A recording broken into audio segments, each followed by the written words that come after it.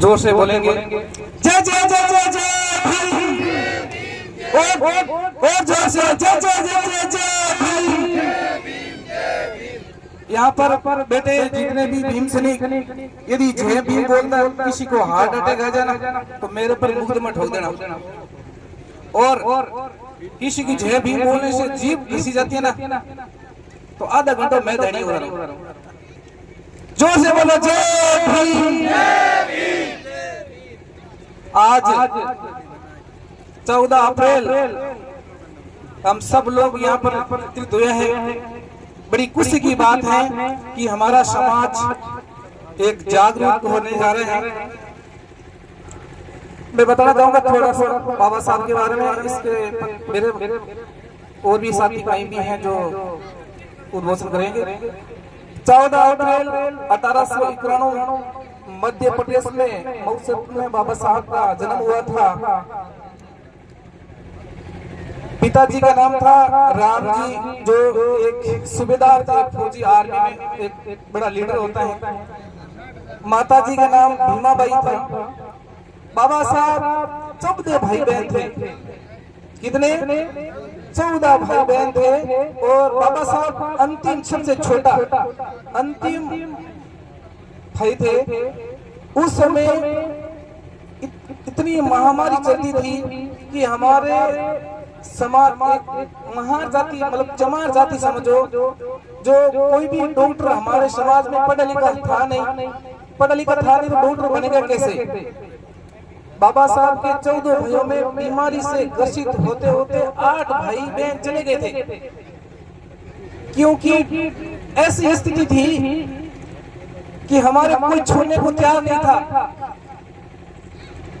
जब 3 भाई 2 बहन बाबा साहब के परिवार में बचे थे, तब बाबा साहब के अड़ोस पड़ोस में जो हाई रेंज यानी स्वर्ण जाति के जो छात्र छात्राएं विद्यालय जाते थे, बाबा साहब के मन में हुआ करती थी कि मैं भी सूट बूट पहन के विद्यालय जाऊं।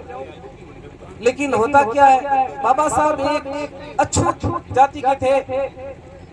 अपनी माँ से कहा था मैं विद्यालय जाऊंगा। माँ ने कहा था तुम विद्यालय जाओगे तो तुम्हें ये छुआछूत झेलना पड़ेगा। बाबा जी भी थैला उठाकर जब विद्यालय गए थे तो जो हमारे SC/ST के जो छात्र होते ना, उसको विद्यालय में एंट्री नहीं होती। बाहर बरामदे में बैठ कर पढ़ाई करनी पड़ती थी, और बाबा साहब भी बाहर बैठ कर पढ़ाई की थी। वहाँ जब किसी SC/ST के छात्र को जब प्यास लगती थी ना, तो वहाँ का चपरासी बाहर जाकर ऊपर से पानी पिलाते थे। ऐसी स्थिति से गुजरे थे बाबा साहब। हमारे लिए कितना लड़े थे। हम 14 अप्रैल को यहाँ एकत्रित होते हैं, बड़े बड़े भाषण दे के चले जाते हैं। क्या हम बाबा साहब को 14 अप्रैल के बाद में जानते हैं क्या बाबा साहब कौन थे? वही समाज है अपन यहाँ बैठे हैं जो सब देवी देवता मंदिरों में जाते हो, पसा चढ़ाते हो, माथा टेकते हो कि मेरी नौकरी लगी, जॉब लगी। अरे देवी देवताओं की वजह से नौकरी नहीं लगी अपन की, हमारी नौकरी लगी है तो एक बाबा साहब की देन है जो हमें पढ़ने का अधिकार दिया। आज अपन आप जो छाया बैठा ना, इस छाया के लिए भी किसी बंदे ने लड़ा था। बाबा साहब गोल में सम्मेलन में जब भाग लेने जा रहे थे, जैसे ही बाबा साहब गांव से बाहर निकले थे ना, तो बाबा साहब का एक पुत्र जिंदगी और मौत के बीच तड़प रहा था। उसका पड़ोसी बाबा साहब के पीछे भागा था कि तुम्हारा बच्चा खत्म हो गया है और आप वापस चलिए, उसका अंतिम संस्कार करिए। और जो दूसरा बच्चा, एक और बच्चा ना, बाबा साहब के एक ही बच्चा बचा है, 5 में से एक ही बचा है, उसकी संतान चल रही है। वजह क्या थी कि डॉक्टर वगैरह कोई नहीं, अपन इंजेक्शन लगाने तक नहीं आते थे। क्या करते थे, देसी दवाइयां, हल्दी पाउडर जो भी है ना, उसका कांटा कर पिला दो, क्या होता ठीक है, नहीं तो फिर अंतिम संस्कार। ऐसी स्थिति थी हमारी। आज अपन कहां से कहां तक पहुंच गए, फिर भी हमारी समाज में एकता कहां है? देख लो आप, चुनाव देख लो, कहीं दलित परिवार पर कहीं हमला हो जाता है, हमारे समाज एकता होता है क्या?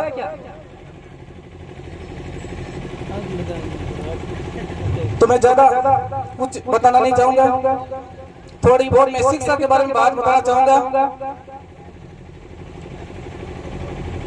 कि बाबा साहब ने 3 नारे दिए थे, शिक्षित बनो, संघर्ष करो, संगठित रहो। ये बाबा साहब का नारा था। शिक्षित अपन परिवार में ज्यादातर नहीं बन रहे हैं, बीए तक तो पहुंच जाते हैं ठीक, इसके बाद में बच्चे वही काम करते हैं, कमर लेकर बीए की तैयारी करते हैं, तो आगे जाकर वेटर का काम करते हैं नागौर में, जोधपुर में, शहर में, और घर वाले सोचते हैं हमारा बच्चा बीए कर रहा है, बीएड कर रहा है। तो ऐसी स्थिति से हमें सुधरना होगा और समाज में थोड़ा सा मैं बताना चाहूंगा कि खर्चा है ना, ये थोड़ा सा सीमित कर दीजिए। एक हर गांव में, ढाणियों में जो फिजूल खर्ची होती है उस पर कहीं पर पाबंदियां लगा दी, लेकिन हमारे यहाँ पर है नहीं थोड़ी बहुत। तो अपन आप सबसे, मेरे यहाँ आदरणीय वकील साहब बैठे, मैं निवेदन करूंगा कि आप इस पाबंदियों पर थोड़ा बहुत बारे में बताएंगे कि जो भी शादी समारोह होते हैं या मृत्यु उस पर थोड़ा पाबंदियां लगे, हमारे समाज शिक्षा के क्षेत्र में बढ़े, हमारे बिजनेस की ओर बढ़े, हमारे समाज में और कैसे किस कुरीतियों को मिटाकर हम आगे बढ़ते हैं। जय भीम।